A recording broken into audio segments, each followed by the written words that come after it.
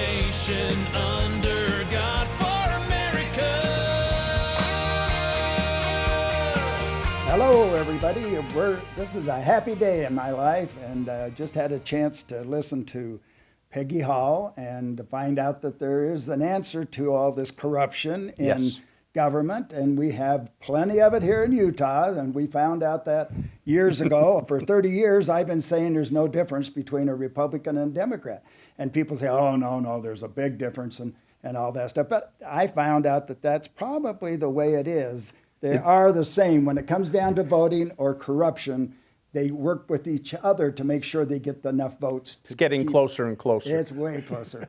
And so anyway, I just heard Kate Dowley down in St. George saying that. And she says there's people down there, the senators, that haven't read one bill out of the 800 bills they just passed, or 500 of them, in last August, or February and January, when they met for 6 weeks. They passed 500 bills, and he admitted he never read a bill. And all of them, I think, are going to have to say that, because you can't pass 500 bills when it takes the federal government a whole year to pass 100 of them, which are all pretty much illegal. But that's okay. We're going to undo that, folks. Anyway, the Independent American Party was started 28 years ago, and you have the opportunity of voting for Greg and Wayne, and we're on the ballot. We're the number 2 position on the governor ballot. You don't have to write our name in. You don't have to be able to worry about spelling Duerden, and that's a tough word to spell. Why don't you grow up with a different name? I think that, anyway, what we're doing is we came up with the idea that we need to stand and do these presentations from the state capitol. And we went down there and asked them if we could do it every day, and they said absolutely not. We could do it maybe once a week. But then she talked to Cox or somebody, and they agreed that COVID would not allow us to be on those grounds and breathe fresh air. So anyhow, they shut us off of that. So anyway, we're going to have a picture of the Capitol building. It's going to be behind us on all of our presentations, so you know that we're still doing what we had set out to do. And there is a lot of things that's going to happen. Herbert and Cox are going to be more accountable now, and when we do our 3rd presentation next week, you're going to be amazed at how, I hate to say evil and corrupt, but anyway, they're going to be exposed for what they've been doing. And we put a cease and desist on them, March the 16th, right? Right. March the 16th. We're probably the only person running for governor in all 50 states that have actually put a cease and desist on our governor and told him to stop lying and doing the hoax. But wait a minute, they ignored it. They ignored it. They didn't get out of town? No. Oh, okay. Well, they're going to. They're going to be given the opportunity, or you're going to find out what Peggy Hall is going to do. So I'm going to turn it over to Greg now, and we're just going to see what he's got lined up, and we'll just kind of have a little group discussion here. But let's make this exciting, because you still have a chance to vote for the Independent American Party on the ballot. And it's going to be fun, because you don't have to worry about all these lies and corruption of the Republicans and Democrats sticking together and putting us in harm's way. Well, Nancy Pelosi's already told us that there's going to be COVID-20 and COVID-21 that we have yet to look forward to. So we're not going to do any shutdowns. If we get in, there's no more shutdowns, no more mask mandates, and what we're going to discuss today are the 2 audits that have been done about the COVID response so far. One by the state auditor, John Frugal Dougal, and the other is by the Office of Legislative Audit General. And both are limited reviews of these emergency purchasing and practices of the COVID response. And both authors of these audits have shown there's problems. One is a lot of mixed communication and an unexpected breakdown of the supply chain. So we couldn't get PPE and that kind of stuff. Utah spent over $97 million from March to July 10th on all of the supplies and services, including $6 million for a telephone app that doesn't even work. One of the revelations, though, from Dougal's audit is that Utah has had an emergency operation plan covering 2016 to 2020 that includes pandemics as one of a number of common or high-risk threats to the state of Utah. If we've been planning for a pandemic since 2016, why did we fail? Why did we fumble so bad? And Duerden also states that the DEM, Department of Emergency Management, did not adequately contemplate or prepare for major threats from a pandemic. The Office of State Auditor has previously expressed concern that the DEM take greater emphasis on meeting federal grant requirements, money, than setting strategic priorities. So that's one huge fault. In fact, in finding number 1, which is entitled, "Despite being identified as a high risk, pandemic preparation was not reasonably sufficient." That's being kind. That's being way kind. They fumbled. The way I would be. It points out that in 2007, that's 13 years ago, the final report of the governor's task force for pandemic influenza preparedness, quote, recommended that the Department of Health work with local care systems and recommend that they stockpile PPE and other supplies, end quote. That was more than a dozen years ago, and they still didn't do it. Well, they had a movie out 17 years ago that went through exactly what we've done here, and it's called remember the name of it? Anyway, I don't. They did it in 2003. They came out with a movie. Stephen King wrote it. Stephen King, it's awesome because it's exact game plan they just use on it. What we want to represent here and understand is not only didn't their apps work, but their constitutional knowledge didn't work at all, because this whole thing is about destroying the Constitution. Yeah. They didn't have anything to do. A pandemic, we had 7 million people die of tuberculosis, and they didn't mask anybody, or they didn't have anything. They had maybe, if we get the real number, but they've never claimed over 200,000, and yet we're wearing masks and we're doing all this garbage that destroys your health. So that's what, remember, we want to hold them accountable for destroying the Constitution. The Constitution doesn't allow you to put people in their own homes, take away their church, making them stay away from church. Close down businesses. It's bold. Yeah. And that's where they get their BS. Bold. Yes. They're bourgeois. Yeah. I like that. Peggy Hall out in California we've been watching what she's doing out there.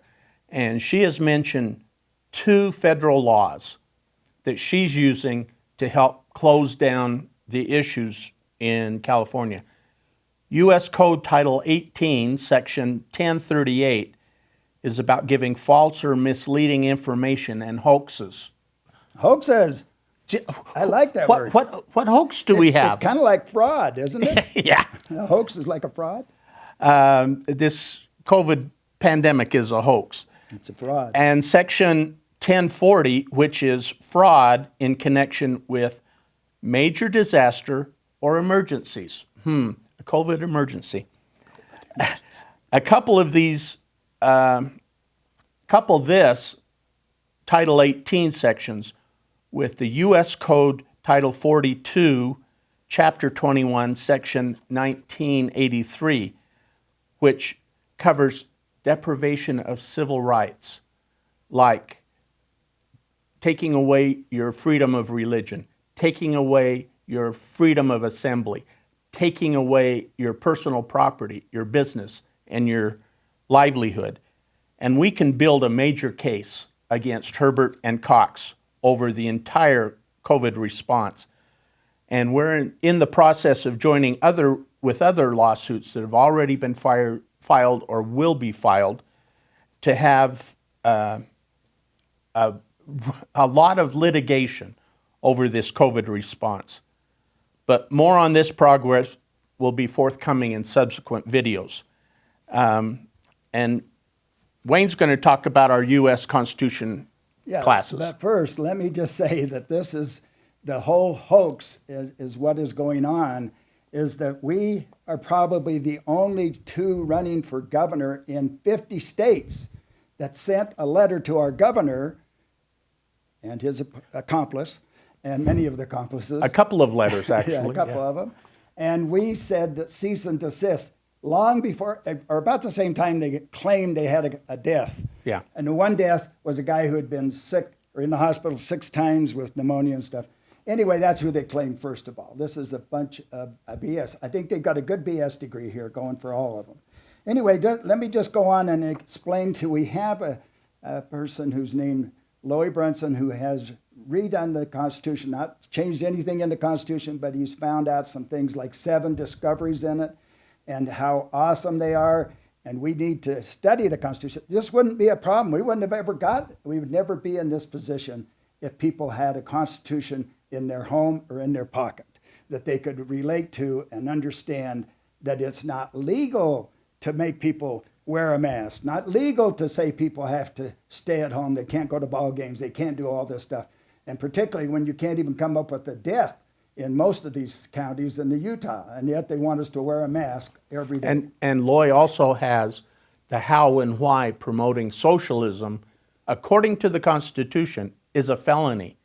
And that's what a lot of these actions are aiming towards, is making us more socialist. And felony starts with F, and F starts with fraud.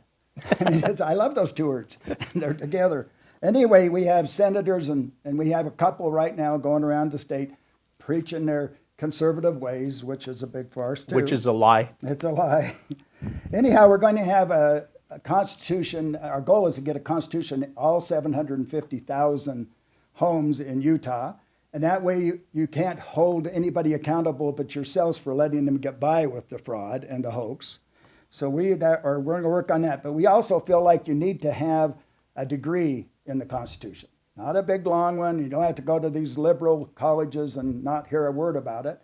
But you can go to our online deal here and actually pass it. So you can get a certificate of constitutional studies that the IAP will give you. And we'll give more details on that later on. And we're going to have the Constitution will be given to you. You'll be able to earn that. Not really free. Nothing free is worth anything, is it? Sometimes. It's worth what you pay for it. So anyway, why don't you go ahead and explain to them. Okay. We're also the only candidates who will attempt to make Utah's government more constitutional. None of the others even mention the Constitution. And getting away with their current unconstitutional acts and activities, both Republicans and Democrats seem to be running headlong into. So on your ballots, arriving this week, October 12th to the 16th, please vote for Duerden Hill for governor and lieutenant governor. We're also the only candidates who are handing out constitutions to the people as we campaign. So next time we meet, we'll be discussing some of the other issues of the campaign, such as the need for conflict of interest laws, which there are none in the state of Utah, and how we plan to make education better without raising any taxes for our improvements, and our idea for a campaign finance cap for elections in Utah. We currently don't have a finance election cap, money they could raise. It's unlimited now. And that's how you get congressmen spending millions and millions of dollars for a job that barely pays $150,000 a year. Can you say buying a job? Anyway, that's what we'll come up with later on in future episodes of this campaign video. And we'll also have videos on both the U.S. Constitution and the state constitution. So watch for that on the YouTube channel, on Greg Duerden YouTube channel. Well, just remember, I just listened to Kate Dowey, who's one of my favorite radio people, and she just said that not Ibsen, who's the state senator, admits he never read one of the 800 bills before he passed them, and probably never even wrote one. I think the lobbyists do it down there here in Salt Lake. I think they're the ones that ought to get the paycheck for the whole thing, and they probably get more than a paycheck. But anyhow, that's where we're at, folks. We need to change it. And you have to realize that 30 years ago, I left that party and decided that they were both about the same. So we started the Independent American Party, which was given to us by somebody a little higher than us. And we have a job to do. That's to expose the sameness of them and to get the crud out of the politics in Utah and in the country. So that's where we're at. Join us and make sure that you vote. And not like the Democrats, don't have to vote often, just vote once, and keep us on the ballot. And let's get in there and change things. You'll love what we're going to come up with these federal laws of putting people in jail. They've got a sheriff that was put in jail and prison for enforcing these hoaxes. So anyway, we'll get into that next time. Thank you All right. very much. Thank you. For one nation under